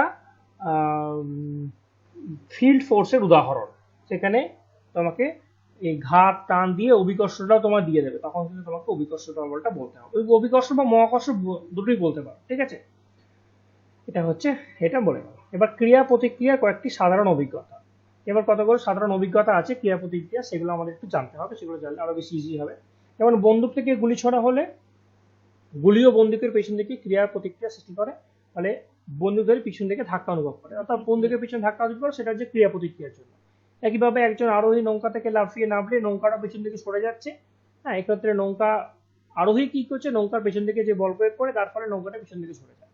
আবার নৌকাটিও কি করছে, আরোহীর উপর একটা প্রতিক্রিয়া বল দিচ্ছে, তার ফলে কি আরোহী জাম্প মারতে পারছে। এটা হচ্ছে ক্রিয়া প্রতিক্রিয়া বলের উদাহরণ। একইভাবে আমরা যে ওই হাওয়াইটা যে রকেটগুলো আমরা পুজোর সময় ওড়াই, সেটা হচ্ছে ওই একই জিনিস, সেটা হচ্ছে এই ক্রিয়া প্রতিক্রিয়ার জন্যই হচ্ছে। কিন্তু জেট বিমান হলে এটা না, জেট বিমান কিন্তু ভরের সংরক্ষণ নীতি, সে এখানে কিন্তু হাওয়াই বাতিটা কিন্তু ভরের সংরক্ষণ নীতি চলে না। হাওয়াই বাতিটা হচ্ছে ক্রিয়া প্রতিক্রিয়ার জন্য, ঊর্ধ্বমুখী প্রতিক্রিয়া বলার জন্য ওটা উঠে যাচ্ছে। আর বাগানে জল দেওয়ার জন্য এরকম একটা চক্র থাকে, যদি কোনো একটা জায়গায় বসিয়ে দেওয়া হয়, এর এই দিক দিয়ে জল বেরোবে, এর দিক দিয়ে, আমি হাতে দেখাচ্ছি গো, সরি, এখান দিয়ে জল বেরোবে, এটার এখান দিয়ে জলটা, এটা এখান দিয়ে জল বেরোবে, এটা এদিক দিয়ে জল বেরোবে, এটা এদিক দিয়ে বেরোবে। আর এদিক দিয়ে জল বেরোলে কি হবে না, এই জলটা যখন বেরোবে একে উল্টো দিকে ঘোরাবে, কারণ কি এইদিকে যখন জলটা দেবে সেই বাতাসও এর উপর একটা ক্রিয়া সৃষ্টি করবে, প্রতিক্রিয়া সৃষ্টি করবে। এদিক দিয়ে জলটা বেরোলে যে ক্রিয়া হচ্ছে, আমার বাতাসের উপর একটা প্রতিক্রিয়া সৃষ্টি করে এদিকে এদিকে ঘোরাবে এইভাবে, হ্যাঁ উল্টো দিকে ঘোরাবে, তার ফলে এটা অটোমেটিক কিন্তু জলটা চারদিকে সরাবে। ঠিক আছে, এটা হচ্ছে ক্রিয়া প্রতিক্রিয়া প্রদর্শন। এবার হচ্ছে ক্রিয়া প্রতিক্রিয়া প্রদর্শনের একটা দিয়েছে, সেটা কিছুই নয়, এখানে একটা দুজনকে দুটো স্প্রিং দিয়ে এরকম ভাবে দাঁড় করে দিয়েছে, দুজন দিকে টানছে, দেখা যাবে এখানেও এরও যত ঘাট 3 ঘাট গেছে, এরও 3 ঘাট গেছে, অর্থাৎ ক্রিয়া প্রতিক্রিয়া সমান দেখানোর জন্য। বা এটাকে যদি একটা দুটো মানুষের হাতে না দিয়ে যদি এটাকে একটা হাতলের সঙ্গেও দিয়ে দেয়, তাহলে দেখা যাবে যে এটাও যত ঘর এসছে এখান থেকে, এটাও ঠিক তত ঘরই এখান থেকে আসবে, এইভাবে বলতে হয়েছে। এটা পড়া দরকার নেই। ক্রিয়া প্রতিক্রিয়া, এবার এখানে একটা খুব ইম্পর্টেন্ট কোয়েশ্চেন, যে ক্রিয়া প্রতিক্রিয়া যদি পরস্পর সমান হয় তাহলে একে অপরকে কেন প্রশমিত করে না?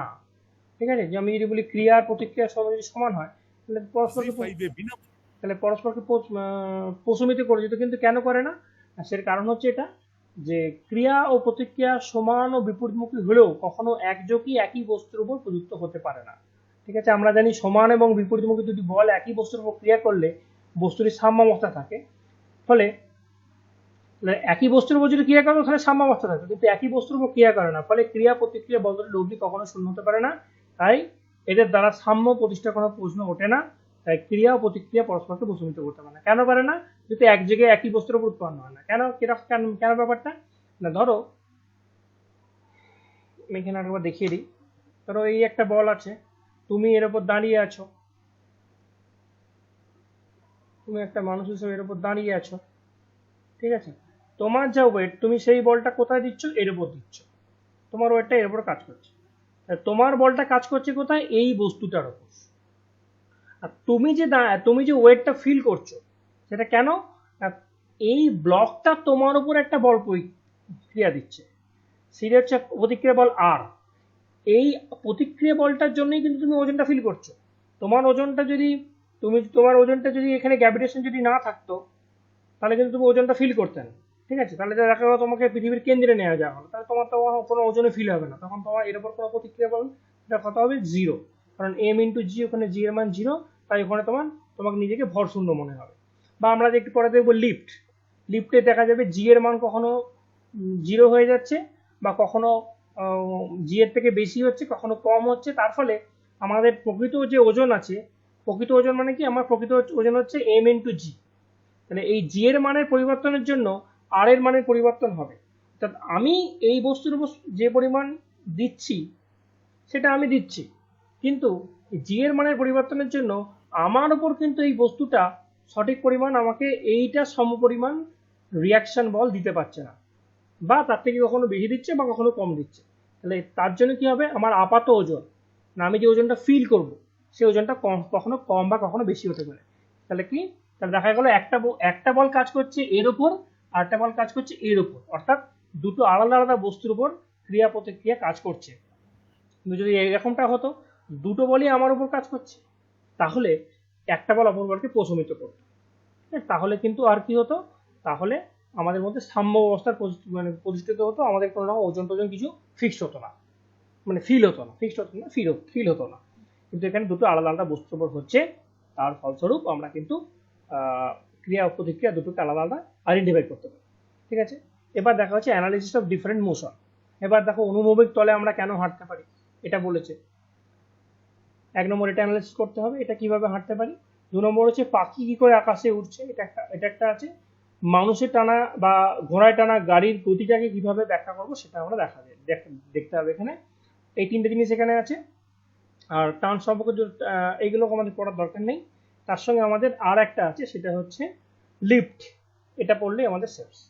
এবার হচ্ছে লিফটের প্রতিক্রিয়া। এই কটা জিনিস পড়লেই আমাদের আজকে ক্লাস শেষ হয়ে যাবে। তাহলে এবার দেখা যাক আমাদের এই ক্রিয়া প্রতিক্রিয়াগুলো কেমন বল। অর্থাৎ প্রথমেই আমরা দেখে নিই সেটা হচ্ছে অনুভূমিক তলে আমরা যে হাঁটি সেটা কিভাবে আমরা হাঁটি। সেটা হচ্ছে কি, আমি অত বেশি করে বলছি না, আমি শুধুমাত্র এই ছবি দেখে সুন্দর করে বুঝিয়ে দিচ্ছি। তাহলে কি, আমরা যখন মানুষ হিসেবে এখানে হাঁটছি তখন কি হচ্ছে না, আমরা একটা বল এই মাটির উপর প্রয়োগ করছি, তার ফলে কি হচ্ছে, এই মাটিও আমাদের উপর একটা এরকম প্রতিক্রিয়া বল ক্রিয়া করছে, যার ফলে কি হচ্ছে, যার ফলে আমরা কিন্তু এই পাটাকে এগিয়ে নিয়ে চলে যেতে পারছি। এটা কেন হচ্ছে? দেখা গেল তোমাকে জলের উপর হাঁটতে দেওয়া হলো, তুমি হাঁটতে পারছো না কেন? জলের উপর তুমি যতই চাপ দাও জল তোমার উপর একটা প্রতিক্রিয়া বল দিতে পারছে না, কেননা ওটা রিজিড নয় বা দৃঢ় বস্তু নয়। ফলে কি হচ্ছে, তুমি হাঁটতে পারছো না। তাহলে এখান থেকে এটা বোঝা যাচ্ছে যে শুধু আমরা বল প্রয়োগ করলেই যদি হাঁটতে পারতাম তাহলে হতো না, তাহলে আমরা আকাশেও ভাসতে পারতাম, আমরা জলেও হাঁটতে পারতাম। আমরা পারি না, না আমরা কিন্তু আমাদের বল প্রয়োগের জন্য হাঁটতে পারি না, আমাদের বল প্রয়োগ করার ফলে যে প্রতিক্রিয়া বলটা সৃষ্টি হয় তার জন্য আমরা হাঁটতে পারি। Reason that we can travel বা উই ক্যান ওয়াক, সেটা হচ্ছে রিয়াকশন ফোর্স, সেটা আমাদের ওজনের দরুন আমাদের রিয়াকশন ফোর্স। ঠিক আছে, এটা এখানে বলতে চাই, সেটা এখানে তুমি জাস্ট এটা আমি তোমার যখন দেবো তুমি এটা পড়ে নেবে, তাহলে বুঝতে পারবে। তাহলে এখানে এখন এটাই বলা আছে, সুতরাং বলা যায় লোকটির নিজের দ্বারা প্রযুক্ত বল তার গতির প্রত্যক্ষ কারণ নয়, বরং ওই বলের প্রতিক্রিয়ার গতি হচ্ছে তার নির্ধারণ করে, প্রতিক্রিয়াই তার গতি নির্ধারণ করে। ঠিক আছে, যার জন্য দেখবে খুব স্লিপারি রাস্তা, মানে যখন খুব মাড মানে কাদাযুক্ত রাস্তা আমরা হাঁটতে পারি না কেন, আর সেখানে এবং এইখানে এই বলটা প্রয়োগ করার ফলে বলটা যে প্রয়োগ করতে পারছি সেটাও একটা ঘর্ষণ বল এখানে একটু কাজ করে। সেখানে যদি আমরা পাটা যদি ঠিকঠাকভাবে অ্যাটাচ না করতে পারি তাহলে আমাদের বলটা ঠিক করে দিতে পারলাম না, পাটা পিছড়ে গেল। যার জন্য আমরা বরফের রাস্তায় বা আমরা পিচ্ছিল জায়গায় হাঁটতে পারি না, তারও একটা কারণ হচ্ছে ওখানে ঘর্ষণ বল নেই, তার ফলে বলটাকে আমরা ঠিকভাবে প্রয়োগ করতে পারি না, তার ফলে রিয়াকশন বলটা পাই না, তার জন্য আমরা কি হয় স্লিপকে পড়ে যায়। এটা পার্থক্য, এটা তুমি পড়লে বুঝে যাবে। ঠিক আছে, এই যে মাটির ঘর্ষণজনিত বাধা কম বলে মাটির উপযুক্ত, এখানে পড়লে বুঝতে পারবে, আর এমন কিছু বোঝার নেই। একইভাবে পাখি কিভাবে ওড়ে, পাখি এই দুটো ডানা, সে কি করছে, এই একটা ডানা এই একটা ডানা, এই দুটো ডানা দিয়ে কি করে দুদিকে কি করে বল প্রয়োগ করে। আমি এটাকে এখানে বোঝাই তাহলে সুবিধা হবে। তাহলে পাখি কি করছে না, তার একটা ডানা দিয়ে এইদিকে বল প্রয়োগ করছে নিচের দিকে, আবার একটা ডানা দিয়ে এইদিকে বল প্রয়োগ করছে। ঠিক আছে, তাহলে এর ফলে কি হয়, এর ফলে এখান থেকেও একটা অনুভূমিক বল যাচ্ছে, এখান থেকে একটা প্রতিক্রিয়া বল আসছে, আবার এদিক থেকে একটা প্রতিক্রিয়া বল আসছে। এবার তাহলে পাখিটা যাবে কোন দিকে, এদিকে যাবে না এদিকে যাবে, পাখিটা এদিকেও যাবে না এদিকেও যাবে না, যাবে কোন দিকে, এই দুটো বলে লব্ধি বরাবর মানে কি, আমরা যদি এটা সায়েন্সের স্টুডেন্ট হতো আমার বুঝতে সুবিধা হতো যে আমাদের লব্ধি নিয়োগ করার জন্য ট্রায়াঙ্গেলস ল আছে, মানে ত্রিভুজের সূত্র আছে, এবং আরেকটা আছে চতুর্ভুজের সূত্র আছে, আয়তক্ষেত্রের সূত্র আছে। মানে ধরো এরকম একটা আছে, সেখানে যদি কোনো একটা বস্তু এই দিক বরাবর বল দেয় এবং এই বস্তুটা এদিক বরাবর বল প্রয়োগ করে, তাহলে এদের লব্ধিটা হবে এই বরাবর একটা বস্তু বল প্রয়োগ করলো এবং এই বরাবর একটা বস্তু বল প্রয়োগ করলো, ওদিক নয়, এদিকটা এদিক থেকে এখান থেকে এলো, এটা এখান থেকে এলো, তাহলে এদের লব্ধি বল কোন দিকে হবে, লব্ধি বলটা হবে এদিকে। এটাকে হচ্ছে ট্রায়াঙ্গেল, এটাকে বলা হচ্ছে চতুর্ভুজের সূত্র, এটা হচ্ছে ভেক্টর চ্যাপ্টারে আছে। তাহলে এইখানে এটা তুমি জাস্ট এইটুকু মনে রাখো যে যখন এদিক বরাবর একটা ভেক্টর হচ্ছে বল দিচ্ছে, এদিক বরাবর একটা বল দিচ্ছে, তখন এদের লব্ধি ভেক্টরটা হবে সোজা। ঠিক আছে, যার জন্য পাখি এদিক আর এদিকে চাপ দিয়ে সোজা উড়ে যেতে পারছে। এবার তাহলে বলো, এবার পাখির যখন ইচ্ছা হলো পাখিটা এদিকে একটু বেঁকবে, সবসময় পাখি সোজা যাবে না, পাখির ইচ্ছা হলো পাখিটা এদিকে একটু বেঁকবে, তাহলে কোনো একটা ডানাতে সে কম বল প্রয়োগ করলো আর এই ডানাতে বেশি বল প্রয়োগ করলো, তাহলে কি হবে, তখন লব্ধিটা যদি সমান বিপরীত, তাহলে এইখান থেকে একটা বল আসবে, এখান থেকে একটা বল আসবে, তখন কি হবে, এখন যখন দুটো সমান বল দেবে তখন লব্ধিটা ঠিক সমান সোজাসুজি হবে, আর যখন কোনো একটা ডানাতে বল কম প্রয়োগ করবে তখন লব্ধিটাকে একটু এদিকে সরে যাবে, বা যদি এটাতে বেশি তাহলে এদিকে লব্ধিটা সরে যাবে, যার জন্য সে মুভমেন্ট করতে পারে। সেটা কিভাবে করতে পারে না, কোনো একটা ডানাতে কম বেশি বল প্রয়োগ করে সে মুভমেন্টটা করতে পারে। একইভাবে মাছও তাই, মাছও কিন্তু জলের মধ্যে এইভাবেই হাঁটতে পারে, সাঁতার কাটতে পারে। তাহলে এটা হচ্ছে তার ওড়ার জন্য তার মেকানিজম। এবার সেটা তুমি এখানে এই রিডিংটা পড়ে নেবে, তাহলে বুঝতে পারবে, বেশি কিছু বলার দরকার নেই। এবার হচ্ছে মানুষের টানা বা ঘোড়ার টানা গাছ, সেটা একই জিনিস দেখেই বুঝতে পারছো যে আমরা মানুষ যখন কি করে যে এদিক বরাবর সে বলটা টানে, তার ফলে কি হয় এদিক বরাবর একটা ফ্রিকশন বল আছে আর এদিক বরাবর টানে, যার ফলে কি হয় না এই দিক বরাবর সে সোজা চলে যেতে পারে। এটা হচ্ছে মানুষের টানায় ঘোড়ার গাড়ির উদাহরণ। আমি একটু ভুল বললাম, সেটা হচ্ছে যে এই দিক বরাবর ফ্রিকশনাল বলটা কাজ করে, আর তার যে গতি আছে মানে তার যে ভর আছে, ভরের জন্য কি হয়, এদিক বরাবর একটা বল উপর দিকে কাজ করে নিউটন বলটাকে, তারপরে কি হয় এই দুটো লব্ধি বল বরাবর এদিকে তাহলে এই লব্ধি বলটা কি হয়, এদিক বরাবর হয়। লব্ধি, এই দুটো লব্ধি বল হয় এদিক বরাবর, আর লব্ধি বল বরাবরই প্রতিক্রিয়া বলটা সৃষ্টি হয় ওপর দিকে, যার ফলে কি এগিয়ে যেতে পারে। এটাই হচ্ছে তোমার রিস্কার পিছন দিকে যাওয়ার প্রতিক্রিয়া বল। এটা তুমি এখানে পড়লেই বুঝতে পারবে, এমন কিছু ব্যাপার না, আর এটা খুব একটা ইম্পর্টেন্টও নয়। চলে আসি এবার যেটা আমরা আসবো সেটা হচ্ছে এখানে এগুলো পড়ার কোনো প্রয়োজন নেই, পড়া লাগবে না। এবার আমাদের যেটা ইম্পর্টেন্ট সেটা হচ্ছে এখানে চলন্ত লিফটের প্রতিক্রিয়া, reaction in a moving lift এবং অ্যাপারেন্ট ওয়েট, আপাত ওয়েট যেটাকে আমরা বলছিলাম। কখনো কখনো নিজেকে ভরহীন মনে হবে, কখনো কখনো নিজেকে আমার যা ওয়েট তার থেকে বেশি মনে হবে, সেগুলো আমাদের বুঝতে হবে কখন হবে এবং কেন হয়। সেটা করলে আজকের ক্লাসটা আমাদের শেষ। তাহলে এবার দেখে নেওয়া যাক কিরকম জিনিসটা হয়। আমরা আগে আমাদের প্রত্যক্ষ অভিজ্ঞতা দেখি। ধরো এটা একটা লিফট আছে, এবার তুমি ধরো এই লিফটের মধ্যে আছো, সাপোজ তুমি এই লিফটের মধ্যে আছো, তাহলে তোমার নিজস্ব অভিজ্ঞতা থেকে কি আগে তুমি জানো আমি দেখি। সেটা হচ্ছে ধরো তুমি যখন লিফটের উপর দিকে উঠছো তখন তোমার নিজে কিরকম মনে হয়, আর যখন তুমি লিফট দিয়ে নিচের দিকে নামছো তখন তোমার কি মনে হয়, তখন কোন সময় তোমার কোনো সময় কি তোমার নিজেকে ভারী বা হালকা মনে হয়? তাহলে ওপর দিকে যখন উঠবো তখন তোমার কিরকম মনে হয়, বা যখন নিচের দিকে নামছো তখন কেমন মনে হয়? নিশ্চয়ই তুমি যখন ওপর দিকে ওঠো তখন তোমার নিজেকে ভারী মনে হয়, আর নিচের দিকে হালকা। ভারী মনে হয়, আর এটা আবার হালকা মনে হয়। এবার আমাদের তাহলে আমরা এবার জানবো কেন আমাদের ভারী মনে হয়, কেনই বা আমাদের হালকা মনে হয়। এটা আমাদের কাছে হচ্ছে এবার জানার জিনিস, জ্ঞাতব্য জিনিস। তাহলে দেখি কেন মনে হয়। তাহলে এখানে কি বলেছে না, এম ভর সম্পন্ন একজন লোক মেঝের উপর দাঁড়িয়ে থাকে, তখন তার দেহের ওজনের জন্য মেঝের উপর একটা নিম্নমুখী বল এমজি ক্রিয়া করে। একই সঙ্গে মেঝেও লোকটির উপর ঊর্ধ্বমুখী প্রতিক্রিয়া বল আর প্রয়োগ করে, এবং এই বলটি যেহেতু লোকটির উপর ক্রিয়া করে তাই এই বলটির জন্যই সে নিজের ওজন অনুভব করে, যে কথাটা একটু আগে আমি বললাম। এবং নিউটনের তৃতীয় সূত্র অনুসারে এই প্রযুক্ত বলটি পরস্পর সমান, এম ইজ ইকুয়াল টু জি, অর্থাৎ প্রযুক্ত ফিল যে বলটা ফিল করছে সেটার সঙ্গে তার ওজনটা সমান। অর্থাৎ এক্ষেত্রে লোকটির প্রকৃত ওজন এমজি এবং লোকটির অনুভূত ওজন আর অভিন্ন। আবার প্রতিক্রিয়া বলটি না থাকলে লোকটি নিজেকে ওজন শূন্য মনে হবে। ঠিক আছে, কেন না, কিছুটা উচ্চ থেকে যখন আমরা ভূমিস্পর্শ লাভ দিই তখন ভূমিস্পর্শ করার আগে মুহূর্ত বা পূর্ব মুহূর্ত পর্যন্ত নিজেকে ভরশূন্য মনে হয়, কারণ তখন প্রতিক্রিয়া আরটা অনুপস্থিত। তাই ভূমিস্পর্শ করার সঙ্গে সঙ্গে ভূমি প্রতিক্রিয়ার জন্য ওজনটা অনুভব করতে পারি। উল্লম্ব দিকে চলন্ত একটি লিফটের প্রতিক্রিয়ার তারতম্যের জন্য বিভিন্ন ক্ষেত্রে একই বস্তুর বিভিন্ন ওজন অনুভূত হয়। এই অনুভূত ওজনকে বলা হচ্ছে আপাত ওজন। ঠিক আছে, তাহলে এবার আমরা সিনারিওটা আঁকি। একটু আগে আমি যেটা বললাম যে যখন তুমি তোমার ভর যদি হয় এম, তাহলে তুমি এখানে যখন বল প্রয়োগ করছো বলটা হচ্ছে এম ইন্টু জি, অভিকর্ষ ত্বরণ তোমাকে টানবে, আর এই এম জি এর সমান এবং বিপরীতমুখী একটা বল এই বস্তু তোমার উপর প্রয়োগ করবে। সেটা হচ্ছে কি, সেই বলটার নাম এরা দিয়েছে, এখানে কি বল দিচ্ছে সেটাকে আর বলছে, মানে রিয়াকশন বল বলছে, আর নাম দিয়েছে। ঠিক আছে, তাহলে এটা আর দিচ্ছে, এবং আর এর জন্য কি করছো না, আর এর জন্যই তোমার মধ্যে একটা ওজন ফিল হচ্ছে, কারণ তুমি এমজি বলটা দিচ্ছ প্রতিক্রিয়া বলটার জন্যই তুমি ওজনটা ফিল করছো। যদি প্রতিক্রিয়া বল না থাকতো তুমি ওজন ফিল করতে পারতে না। ঠিক আছে, যার জন্য তোমার দেখবে অনেক সময় জলে যখন ভাসো, আমাদের এটা কেন মনে হয়, দেখো এরকম একটা বাস্তব উদাহরণ দিই।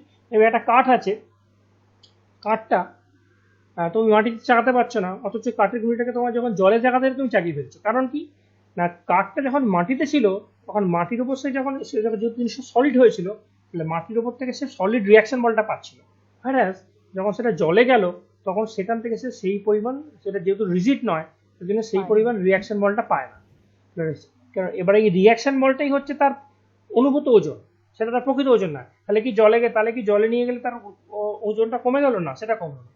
কেন কমলো না? না, ওজনটা তো আমরা ফিল করি হচ্ছে এই রিয়াকশন ফোর্সের জন্য। যার জন্যে বাতাসে হোক বা যখন দেখবে কোনো একটা বস্তুকে ধরো মাটিতে দেওয়া আছে, তোমাকে যদি কোনো একটা বস্তু আছে, সেই বস্তুটাকে খুব কাঠের গুঁড়ি আছে, তোমাকে মাটিতে ঢেলে দিয়ে দেওয়া হলো, এটাকে বেশ নাড়াও, সুন্দর করে তুমি নাড়াও তো দেখি ভাই এই তোমাকে একটা কাঠের গুঁড়ি দিয়ে দেওয়া হলো। ধরো এখানে একটা কাঠের গুঁড়ি তোমাকে দিয়ে দেওয়া হলো, দিয়ে বলা হলো যে কাঠের গুঁড়িটাকে ভাই তুমি নাড়াও, তুমি কাঠের গুঁড়িটাকে নাড়াও। ঠিক আছে, তুমি দেখলে কাঠের গুঁড়িটাকে নাড়িয়ে তুমি এদিক ওদিক করতে পারছো না, এবার আমি কি করলাম, এইটাতে আমাকে সুতো দিয়ে তোমাকে আমি দড়ি দিয়ে ভালো করে বেঁধে দিলাম গাছের সঙ্গে, এই জিনিসটাকে বেঁধে দিলাম, দিয়ে বললো ভাই এটাকে তুমি দোলাও তো, এটাকে তুমি একটা দোল দিয়ে দিচ্ছ, দোল দেওয়ার সঙ্গে সঙ্গে এদিক ওদিক করতে আরম্ভ করলো। কেন পাচ্ছ না, সেখানে তার রিয়াকশনের বলটা তুমি সেই পরিমাণে পাচ্ছ না। একে বল দেওয়ার সঙ্গে সঙ্গে তুমি একে যেমনি তোমার বলটা প্রয়োগ করলে এ তোমাকে কোনো রিয়াকশন বল দিতে পারলো না, কারণ কি না, এই কোনো সলিড জায়গার মধ্যে নেই, তারপরে এ তোমার রিয়াকশন বল দিতে পারলো না, তোমার বলটা পেয়েই উপর দিকে সরে গেল। আর মাটির হলে কি একটা রিয়াকশন বল দেওয়ার জায়গায় ছিল, তার জন্য কি তুমি একে তুলতে পারছিল না। তাহলে এটা হচ্ছে তোমার অনুভূত ওজন। ঠিক আছে, এবার নিশ্চয়ই ব্যাপারটা বুঝে গেছে। এবার দেখা যাক কি এখানে বলছে। তাহলে এখানে বলছে মনে করি এম ভর সম্পন্ন একজন লোক লিফটের উপর দাঁড়িয়ে আছে। তাহলে লোকটির উপর নিম্নমুখী আকর্ষণ বল কত, নিম্নমুখী আকর্ষণ বল যেটা সেটাই হচ্ছে তার প্রকৃত মানে তার অরিজিনাল ওয়েট কত, এমজি।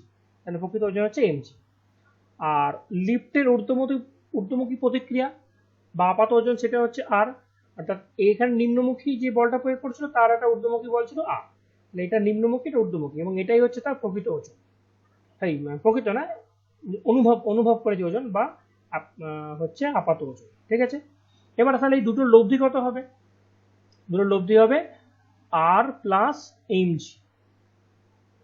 ঠিক আছে, আর প্লাস এমজি লব্ধি হবে। লব্ধি কেন না, অর্থাৎ এই দুটো বলের লব্ধি হবে। এখানে বলতে চাইছে ঊর্ধ্বমুখী বলের বল, ঊর্ধ্বমুখী বলটা হচ্ছে P is equal to R minus MG. এবার এখানে প্লাস এমজি দিয়েছি, কত হচ্ছে মাইনাস এমজি কেন, জিটা হচ্ছে কি, জিটা হচ্ছে যেহেতু ত্বরণ এবং এটা নিম্নমুখী, নিম্নমুখী কারণ আমরা যখন দেখেছি ভেক্টরের ক্ষেত্রে ঊর্ধ্বমুখী কোনো জিনিসকে পজিটিভ ধরা হলে নিম্নমুখী বস্তুকে আমরা নেগেটিভ ধরবো।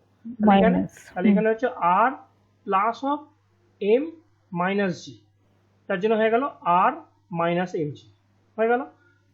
তাহলে এখানে আমি সবকটাকে মুছে একবার দিয়ে আমি এখানে একটা লিফট আঁকলাম এবং এখানে একটা মানুষ রেখে দিলাম।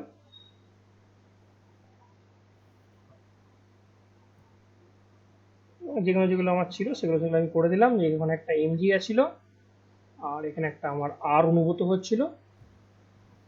এবং তাহলে এই দুটোর মধ্যে ঊর্ধ্বমুখী লব্ধি বলটা কত হলো, লব্ধি বলটা পি ইজ ইকুয়াল টু হচ্ছে, এবার দুটো বল আছে তাহলে এখানে একটা বল আছে একটা বল আছে, দুটোর লব্ধি বল কত হবে না আর মাইনাস হচ্ছে এমজি, এটা হচ্ছে লব্ধি বল।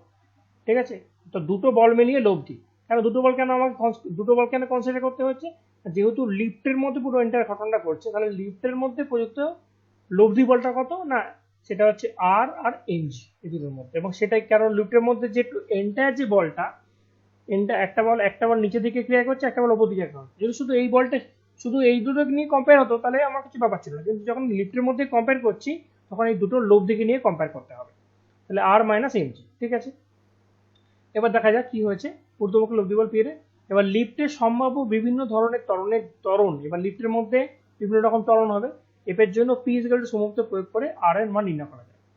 যাই হোক, আমার দেখি কি বলছে। এক নম্বর কেস কি বলেছে, যখন লিফটটি এফ ত্বরণ নিয়ে উঠছে, যখন লিফটটি নিজে এই পয়েন্টটা দেখা দরকার, এফ ত্বরণ নিয়ে উপর দিকে উঠছে, তাহলে যখন এফ ত্বরণ নিয়ে উঠবে তখন কি হবে, আর ত্বরণ হবে এফ। ঠিক আছে, তাহলে এইটা হচ্ছে পি, পি মানে হচ্ছে প্রযুক্ত বল। কারণ এর উপর এখন লব্ধি বল কি প্রয়োগ হচ্ছে, এইটা এবং এটা দুটো লব্ধি বল, এটাও একটা বল এটাও একটা বল, দুটো লব্ধি বল হচ্ছে কি, এটা হচ্ছে সেই বল লব্ধি বল, লব্ধি বল। তাহলে এই লব্ধি বলটার মান কত, আর মাইনাস এমজি, তাহলে আর মাইনাস এমজি। ঠিক আছে, এই বলটা কার সঙ্গে সমান হওয়ার কথা না, এইখানে এই বলটা হচ্ছে কি লব্ধি বলটা, এই বলটা আর লিফটের মধ্যে যে বল আছে, লিফটের কি মধ্যে কি আছে, লিফটের ভর হচ্ছে এম, লিফটের মধ্যে আমি লিফটটা এখন ওঠানামা করছে, লিফট এখন কি দেখলাম উপর দিকে উঠছে, এফ ত্বরণ নিয়ে উপর দিকে উঠছে, তাহলে লিফটের জন্য একটা এম ভর আছে আর লিফটের মধ্যে একটা কি এফ ত্বরণ নিয়ে উঠছে। ঠিক আছে, তাহলে এটা হচ্ছিল পি, তাহলে পি ইজ ইকুয়াল টু কি প্রযুক্ত বল, তাহলে লিফটের মধ্যে কি বল প্রয়োগ, লিফট যখন ত্বরণ নিয়ে উঠছে তখন সে কি বল অনুভব করছে, P is equal to M F. ঠিক আছে, P is equal to M F, তাহলে এম এফ। আর এখানে আমি লব্ধি বলটা কি পাচ্ছি, এটা, অর্থাৎ এখানে যে বলটা হচ্ছে আর এইখানে যে বলটা হচ্ছে, অর্থাৎ এই দুটো মিলিয়ে যে বলটা, মানে এরা যে বল দিচ্ছে আর লিফট কি বল দিচ্ছে, এই মানুষ মানুষ এবং লিফটের ওজনের জন্য যে বল সেটা হচ্ছে এই বল। আর লিফট কি বল দিচ্ছে, লিফট তার ত্বরণের জন্য কি বল দিচ্ছে না এমএফ বল দিচ্ছে। তাহলে এটা হচ্ছে মানুষ কর্তৃক বল উপযুক্ত বল, আর এটা হচ্ছে লিফট কর্তৃক উপযুক্ত বল। দুটো বল পরস্পর সমান, ঠিক আছে, দুটো বল পরস্পর সমান, হুম তার জন্য আর মাইনাস এমজি এমএফ। তাহলে এখান থেকে এবার আমার দেখা যাক তাহলে আরটা কি হলো, তাহলে আর ইজ ইকুয়াল টু হলো এমএফ প্লাস এমজি। কেন না এই এটা যখন ওদিকে যায় প্লাস হয়ে যায়, তাহলে এখানে কি হলো, দুটো থেকে আমি এম কমন নিলাম, বা এম কমন যদি নাও নেই, তাহলে আমার প্রকৃত ওজন কত ছিল এমজি, এটা আমার প্রকৃত ওজন ছিল। তাহলে আর আমার এই প্রকৃত ওজন কত ছিল এমজি, এই প্রকৃত ওজনের থেকেও আমাকে আরো কতটা বল না এমএফ, এই বলটা আমাকে এক্সট্রা, এই বলটা এমএফ মানে এই এমএফ এর মানটা আমাকে এক্সট্রা মানে আমি এক্সট্রা অনুভব করছি, যার ফলে কি হচ্ছে আমি ভারী মানে নিজেকে ভারী মনে হচ্ছে। যেহেতু আপাত ওজন আর এর মান এমজি অপেক্ষা বেশি, তাই লোকটি নিজেকে অপেক্ষাকৃত ভারী মনে করছে। কেন না যখন এফ ত্বরণ নিয়ে, এবার যখন এফ ত্বরণ নিয়ে নিচে নামছে তখন কি ঘটনা ঘটছে, তাহলে এখন কি হলো, এখন দেখা গেল এবার বস্তুটা এফ ত্বরণ নিয়ে নিচে নামছে। এবার নামার ঘটনাকে আমি নিচে সবুজ দিয়ে ইন্ডিকেট করছি। এবার দেখো এফ ত্বরণ নিয়ে নামছে, তাহলে ত্বরণ নিয়ে যখন নামছে তখন কি ছিল, আমার বলটা কি ছিল, এখানকার বলটা ছিল পি, এই বলটা কি ছিল আর এম, আর মাইনাস এম। এটা কার সঙ্গে বল, এই বলের সঙ্গে সমান, আর ওখানকার যে নাম্বার ত্বরণের এর ত্বরণের সৃষ্টি ছিল কি বল হয়েছিল এম এফ, তাহলে এর ছিল এম আর এফ, এফটা হচ্ছে কি এই এফ, এবং এফটা যখন এখন নামছে তখন এটা এখন মাইনাস বল হলো, মাইনাস বল হলো না, হুম এটা কিন্তু মাইনাসের জন্য আমি এই লাল করে দিচ্ছি, ঠিক আছে, এম এফ এ মাইনাস। তাহলে এখন আর ইজ ইকুয়াল টু কি হলো, তাহলে আর ইজ ইকুয়াল টু হলো এমজি, মানে এই এটা এমজিটা এখানে যেটা হলো প্লাস হলো মাইনাস হচ্ছে এম। তাহলে প্রকৃত যে ওজন ছিল তার থেকে আমার কিছুটা ওজন কমে যাচ্ছে, আমার প্রকৃত ওজন ছিল এটা, তার থেকে কিছুটা ওজন এই নিচে নামার জন্য কমে যাচ্ছে, যার ফলে আমার অনুভূত ওজনটা কম হচ্ছে। দেখো এখানে কি, একটু যখন এফ ত্বরণ নিয়ে নামছে, এক্ষেত্রে নিম্নমুখী ত্বরণ এফ বা ঊর্ধ্বমুখী ত্বরণ মাইনাস এফ, এটা এই যেহেতু আপাত ওজন এম এর মান এমজি অপেক্ষা কম, তাই লোকটি নিজেকে অপেক্ষাকৃত হালকা মনে করছে, কখন না যখন এফ ত্বরণে নিচে নামছে। এবার কি, লিফটে যখন নিচের দিকে নামছে, অবাধে নামছে মানে কি, অবাধে নামা মানে হচ্ছে তখন তখন যে ত্বরণটা সৃষ্টি হবে সেটা হচ্ছে অভিকর্ষ ত্বরণের সঙ্গে সমান। কোনো বস্তুর ত্বরণ যদি অভিকর্ষ ত্বরণের সঙ্গে সমান হয় তাকে বলা হয় বিনা বাধায় পতনশীল বস্তু বা অবাধে পতনশীল বস্তু। অবাধে পতনশীল বস্তু কথার অর্থ হচ্ছে সে অভিকর্ষ ত্বরণের টানে নামছে, বোঝা গেল, মানে তার ত্বরণটা হচ্ছে অভিকর্ষ ত্বরণের সঙ্গে সমান। তাহলে এরকম ক্ষেত্রে কি ঘটনা ঘটবে, তাহলে এগুলোকে মুছে ফেলা যায়। আমি আরো একবার ঘটনাটাকে এখানে একটু এঁকে দিচ্ছি, এবং এইটুকু বুঝলেই আমাদের আজকের মতো পড়া শেষ, ঠিক আছে। তাহলে এখানে আমি বলেছিলাম এমজি কাজ করছে, আর এখানে একটা আর বল প্রয়োগ করছে, এবং আমি বলেছিলাম এই দুটোর লব্ধি বল কত, লব্ধি বল পি ইজ ইকুয়াল টু হচ্ছে আর মাইনাস এমজি। এবার যখন লিফটের মধ্যে, লিফটটা এখন এটা হচ্ছে শান্ত অবস্থা প্রযুক্ত বল, এবার লিফটের ওঠানামার জন্য কিরকম বল, লিফটটা আমাদের এফ এফ ত্বরণ নিয়ে উঠছে দেখেছি, এফ ত্বরণ নিয়ে নামছে দেখেছি। এবার হচ্ছে বিনা বাধায় পতনশীল, তাহলে বিনা বাধায় পতনশীল হওয়া আমরা নিচের দিকে নামছে অবভিয়াসলি, তখন তার অভিকর্ষ ত্বরণের মান কত না এফ, সেটা কার সঙ্গে সমান, জি এর সঙ্গে সমান, কারণ এখন বিনা বাধায় পতনশীল, ঠিক আছে। তাহলে এখন এবার আমি কি দেখতে পাচ্ছি না, এখন আবার কি চিত্র দেখতে পাচ্ছি, দেখ তাহলে এখন আমি এদিকের বলটা হচ্ছে এটা, তো এটাই থাকবে, আর ওদিকে কি বল প্রয়োগ করছে এম ইন্টু এফ, এবং এফ এর মানটা কি, এফ এর মানটা বলছি আবার যেহেতু নামছে তাহলে মাইনাস, আর এফটা বলছি জি এর সঙ্গে সমান, কেন না যেহেতু এটা বিনা বাধায় পতনশীল। তাহলে এখান থেকে বলতে পারি এম ইজ ইকুয়াল টু, একটুখানি দাঁড়াও,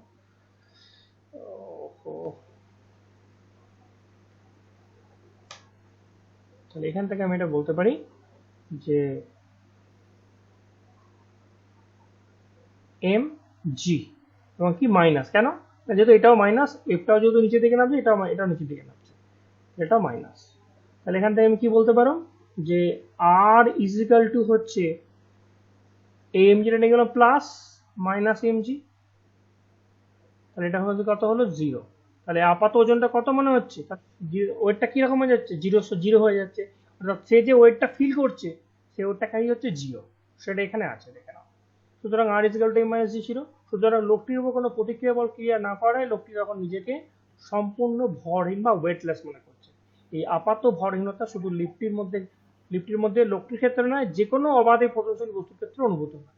লিফট নয়, তুমি যদি একটা বাড়ির ছাদ থেকে লাফ মারো, যতক্ষণ না তুমি নিচে পৌঁছচ্ছ ততক্ষণ তোমার নিজেকে ওয়েটলেস মনে হবে। এবং সেটা তুমি যদি একটুখানি বাড়ির খাট থেকেও লাফ মারো, যতক্ষণ না তুমি মাটিতে পড়ছো তখন তোমার নিজেকে ওয়েটলেস মনে হয়, কারণ সেখানে তোমার কোনো রিয়াকশন বল থাকে না। ঠিক আছে, এটা গেল। আচ্ছা, একইভাবে এবার নিজেকে সুপার ওয়েটলেসনেস মনে হয়। কখন মনে হয় সুপার ওয়েটলেসনেস? মানে সেটা একটা সময় আছে, সেটা হচ্ছে এইখানে। সুপার ওয়েটলেস মানে কি, মানে তোমার মনে হচ্ছে আমার ভর মাইনাস হয়ে গেছে। কখন সেটা হয়?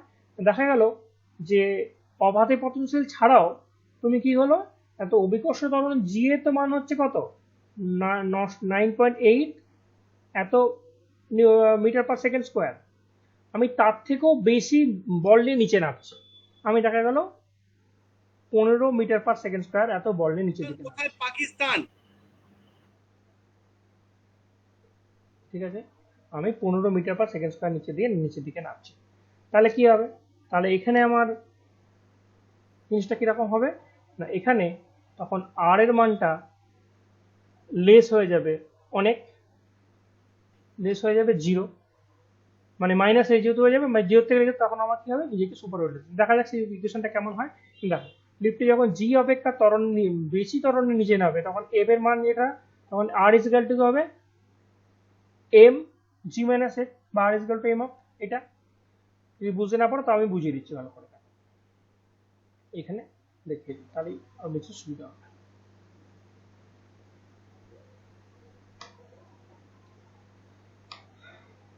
এখানে আমার লব্ধি বলটা লব্ধি বল পি ছিল কি আর মাইনাস এম জি। ঠিক আছে, আচ্ছা, আর তাহলে আর মাইনাস এম জি এইটা ইজিক্যাল টু হচ্ছে মাইনাস এম এফ। এখানে মনে রাখতে হবে এখানে এফ হচ্ছে গ্রেটার দেন জি, নেগেটিভ এফ না গ্রেটার দেন। তাহলে এটা কি হবে, আর ইজিক্যাল টু হবে মাইনাস এম এফ প্লাস হচ্ছে এম জি, বা দুটো থেকে যদি আমি এম কমন নেই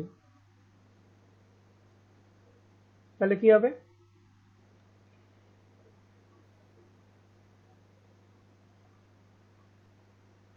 এফ প্লাস জি, সরি মাইনাস এফ প্লাস জি। ঠিক আছে, তাহলে এবার দেখো এইখানে এফ যেহেতু বলছি অনেক, তাহলে এন্টার এফ এর মানটা যেহেতু বড়, এফ এর মানটা যেহেতু বড়, ধরো না এটা এফ এর মানটা হচ্ছে আমার, এখানে যে বলবো না জি এর মান হচ্ছে ম্যাক্সিমাম 9.8 হয়, আর এফ এর মানটা আমি বলছি কত না, আমি বলছি না 15। তাহলে এখানে তুমি এম এর মান কি পাচ্ছ, এম ইন্টু -15 আর প্লাস জি এর মান তুমি 9 বসো, আমি 10ই বসাচ্ছি, +10। তাহলে এখানে কত হলো, তাহলে -5 হলো, তাহলে এখানে এন্টার ওয়েটা কত হলো -5m, তাই তো?